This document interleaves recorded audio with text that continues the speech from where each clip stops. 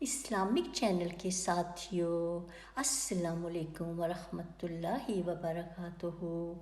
ساتھیوں، ویڈیو شروع کرنے سے پہلے میں آپ کی بہت شکر گزار ہوں کہ آپ نے میری ویڈیو نبی کریم صلی اللہ علیہ وآلہ وسلم کی زندگی کے حالات و واقعات بہت پسند کی، میری حوصلہ افزائی کی اور کمنٹس کے ذریعے ڈھیروں پیار دیا۔ آپ سے ریکویسٹ ہے کہ آپ اسی طرح مجھے اپنا پیار دیتے رہیں، اور اگر آپ نے ابھی تک میرے چینل کو سبسکرائب نہیں کیا تو کر لیں اور بیل آئیکن کو بھی پریس کر دیں تاکہ ہر آنے والی نئی ویڈیو بر وقت آپ تک پہنچ سکے۔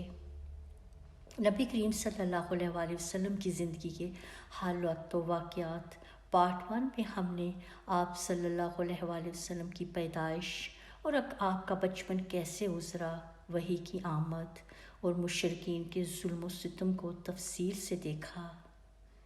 پارٹ 2 میں ہم نے معراج کا واقعہ پڑھا اور قریش کی دارالندوہ کی پارلیمنٹ میں طے ہوا کہ آپ صلی اللہ علیہ وآلہ وسلم کو نعوذ باللہ قتل کر دیا جائے۔ جب آپ صلی اللہ علیہ وآلہ وسلم کے قتل کی قرارداد طے ہو چکی تو حضرت جبرائیل علیہ السلام اپنے رب تعالیٰ کی وحی لے کر آپ کی خدمت میں حاضر ہوئے اور آپ کو قریش کی سازش سے آگاہ کرتے ہوئے بتلایا کہ اللہ تعالیٰ نے آپ کو یہاں سے ہجرت کرنے کی اجازت دے دی ہے، اور یہ کہتے ہوئے ہجرت کے وقت کا تعین بھی فرما دیا۔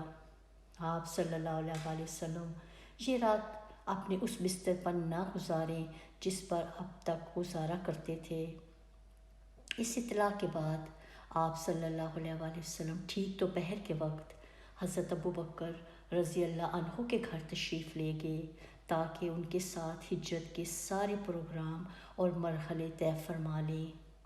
حضرت عائشہ رضی اللہ عنہا کا بیان ہے کہ ٹھیک دوپہر کے وقت ہم لوگ ابوبکر صدیق کے مکان میں بیٹھے تھے کہ کسی کہنے والے نے ابوبکر سے کہا، یہ رسول اللہ سر ڈھانپے تشریف لا رہے ہیں۔ یہ ایسا وقت تھا جس میں آپ صلی اللہ علیہ وآلہ وسلم تشریف نہیں لایا کرتے تھے۔ حضرت ابوبکر نے کہا، میرے ماں باپ آپ پر قربان، آپ اس وقت کس اہم معاملے ہی کی وجہ سے تشریف لائے ہیں؟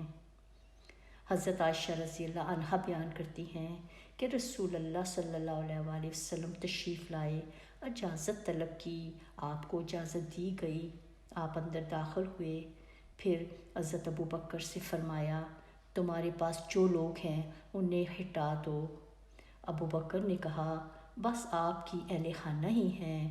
آپ صلی اللہ علیہ وآلہ وسلم پر میرے باپ فدا ہوں، اے اللہ کے رسول۔ آپ نے فرمایا، مجھے ہجرت کی اجازت دے دی گئی ہے۔ اس کے بعد ہجرت کا پروگرام طے کر کے رسول اللہ اپنے گھر واپس تشریف لائے اور رات کی آمد کا انتظار کرنے لگے۔ ابن اسحاق کا بیان ہے کہ جب رات زیادہ تاریک ہو گئی تو قریش کے لوگ ہاتھ لگا کر نبی کریم صلی اللہ علیہ وآلہ وسلم کے دروازے پر بیٹھ گئے کہ آپ سو جائیں تو یہ لوگ آپ پر ٹوٹ پڑیں۔ ان لوگوں کو پورا یقین تھا کہ ان کی یہ ناپاک سازش کامیاب ہو کر رہے گی، یہاں تک کہ ابو جہل نے بڑے متکبرانہ اور پرغرور انداز میں مذاق کرتے ہوئے اپنا گھیرا ڈھالنے والے ساتھیوں سے کہا، محمد صلی اللہ علیہ وآلہ وسلم کہتا ہے کہ اگر تم لوگ اس کے دین میں داخل ہو کر اس کی پیروی کرو گے تو عرب و عجم کے بادشاہ بن جاؤ گے، پھر مرنے کے بعد اٹھائے جاؤ گے تو تمہارے لیے اردن کے باغات جیسی جنتیں ہوں گی۔ اگر تم نے ایسا نہ کیا تو ان کی طرف سے تمہارے اندر ذبح کے واقعات پیش آئیں گے، پھر تم مرنے کے بعد اٹھائے جاؤ گے اور تمہارے لیے آگ ہوگی جس میں جلائے جاؤ گے۔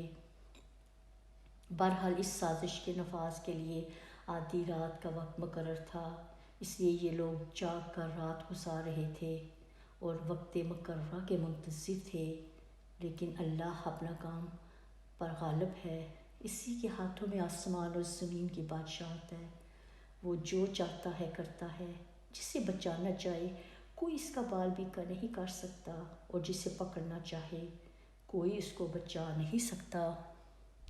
بہرحال قریش اپنے پلان کی نفاذ کی انتہائی تیاری کے باوجود ناکامی سے دوچار ہوئے۔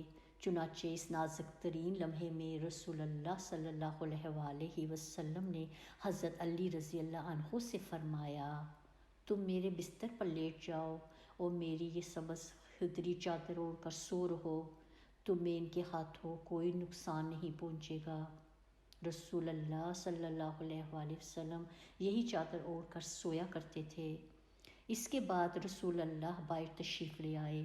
مشرکین کی صفیں چیریں اور ایک مٹھی سنگریزوں والی مٹی لے کر ان کے سروں پر ڈالی، لیکن اللہ نے ان کی نگاہیں پکڑ لیں اور وہ آپ صلی اللہ علیہ وآلہ وسلم کو دیکھ نہ سکے۔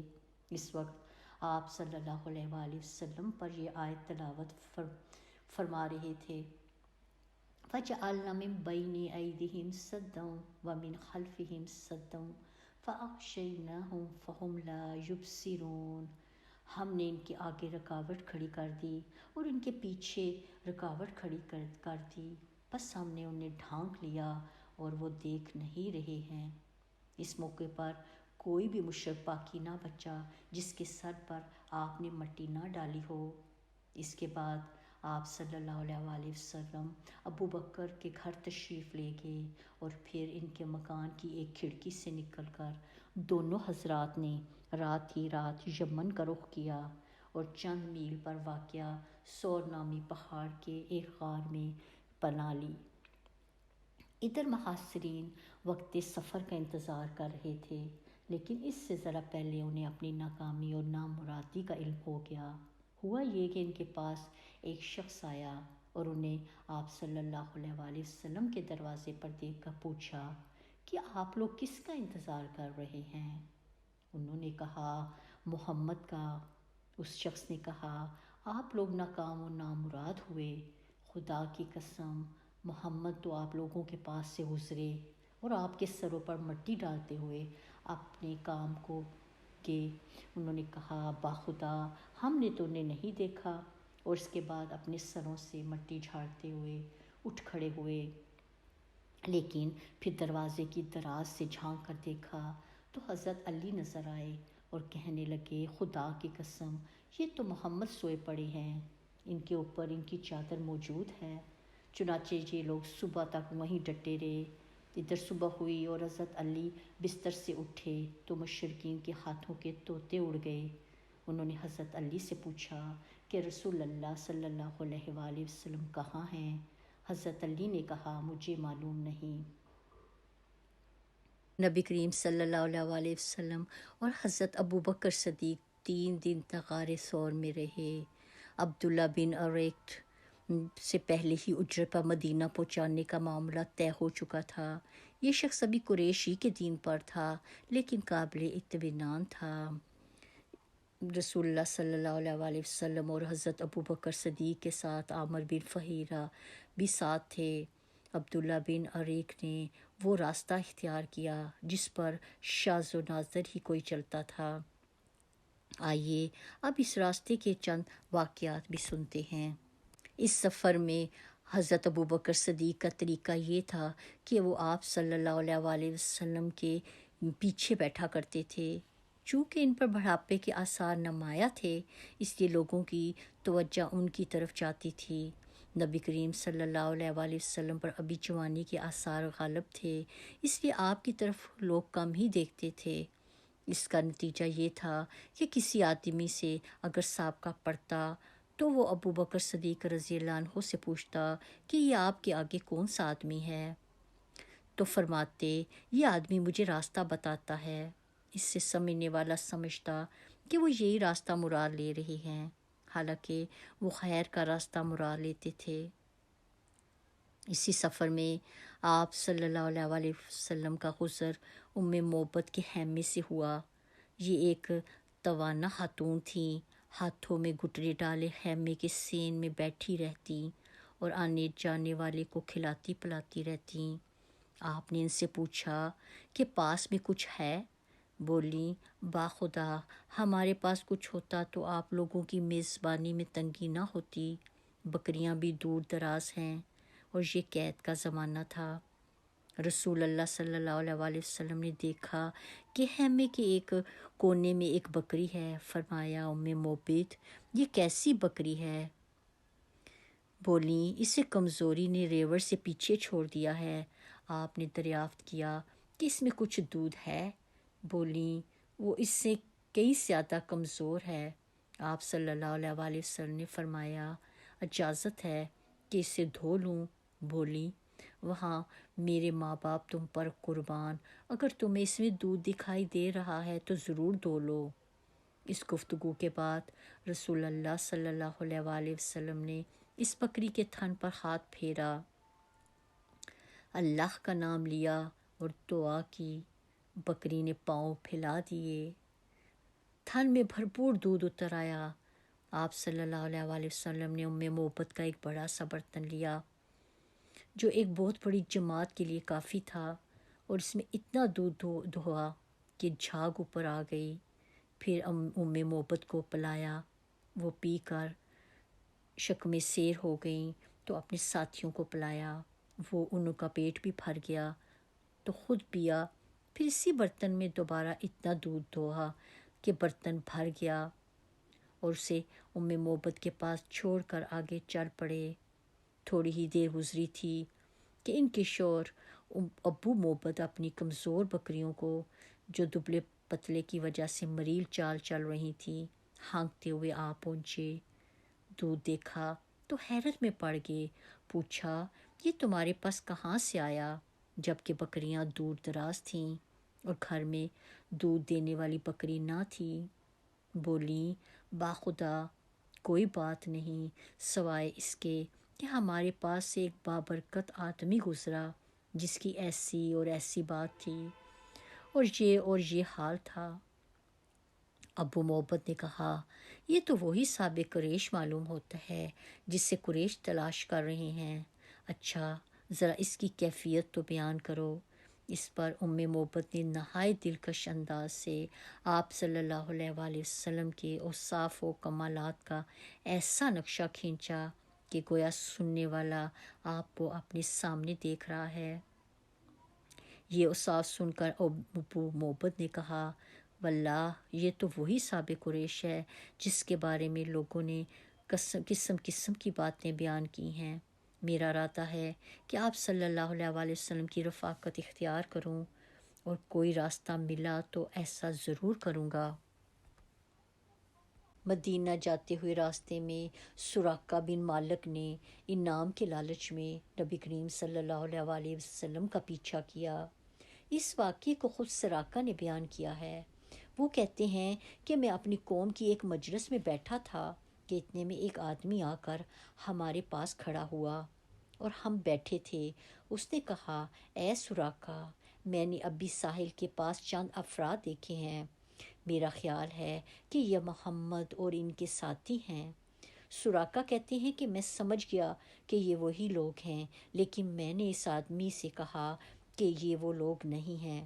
پھر میں اس مجلس سے اٹھا اور اپنی لونڈی کو حکم دیا کہ وہ میرا گھوڑا نکالے اور ٹیلے کے پیچھے روک کر میرا انتظار کرے۔ ادھر میں نے اپنا نیزہ لیا اور گھر کے پیچھے سے باہر نکلا۔ لاٹھی کا ایک سرا زمین پر گھسیٹ رہا تھا اور دوسرا اوپری سرا نیچے کر رکھا تھا۔ اس طرح میں اپنے گھوڑے کے پاس پہنچا اور اس پر سوار ہو گیا۔ میں نے دیکھا کہ وہ حسب معمول مجھے لے کر دوڑ رہا ہے، یہاں تک کہ میں ان کے قریب آ گیا۔ اس کے بعد گھوڑا مجھ سمیت پھسلا اور میں اس سے گر گیا۔ میں نے اٹھ کر ترکش کی طرف ہاتھ بڑھایا اور پانسے کے تیر نکال کر یہ جاننا چاہا کہ میں نبی کریم صلی اللہ علیہ وسلم کو نقصان پہنچا سکتا ہوں یا نہیں، تو وہ تیر نکلا جو مجھے ناپسند تھا، لیکن میں نے تیر کی نافرمانی کی اور گھوڑے پر سوار ہو گیا۔ وہ مجھے لے کر دوڑنے لگا یہاں تک کہ جب میں رسول اللہ صلی اللہ علیہ وسلم کی قرات سن رہا تھا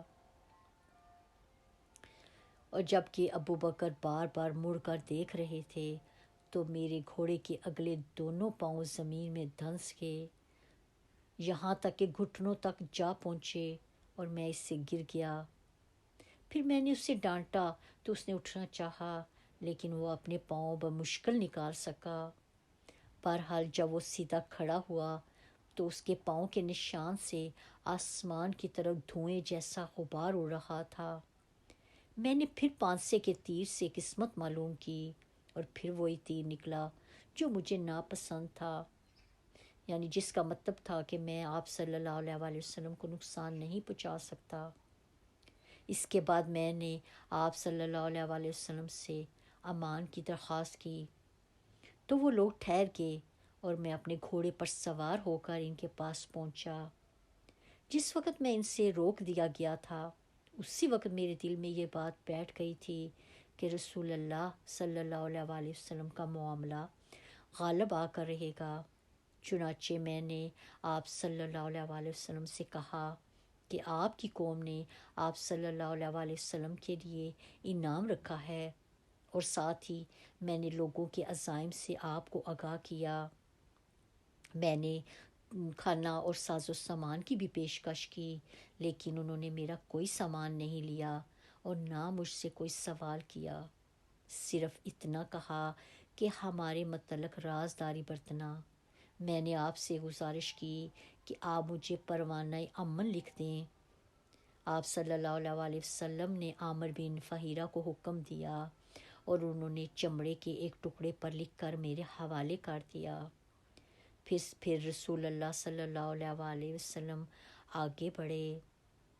اس واقعے کے متعلق خود ابو بکر صدیق رضی اللہ عنہ کی بھی ایک روایت ہے۔ ان کا بیان ہے کہ ہم لوگ روانہ ہوئے تو قوم ہماری تلاش میں تھی، مگر سراقہ بن مالک کے سوا جو اپنے گھوڑے پر آیا تھا، اور کوئی ہمیں نہ پا سکا۔ میں نے کہا، اے اللہ کے رسول، یہ پیچھا کرنے والا ہمیں آ لینا چاہتا ہے۔ آپ نے فرمایا، لا تحزن ان اللہ معنا، غم نہ کرو، اللہ ہمارے ساتھ ہے۔